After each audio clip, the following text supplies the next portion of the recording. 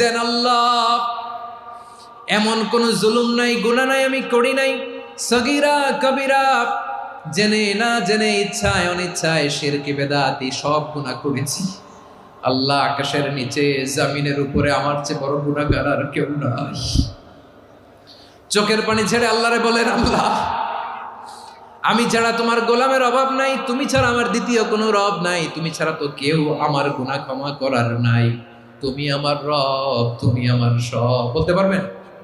এই তাকরীর আমার পটুয়াখালীর ভাইয়া, এই স্বীকৃতিটা দেখতে আল্লাহ বড্ড ভালোবাসে, কারণ আমরা সবাই গুনাহগার। আমরা সবাই কি?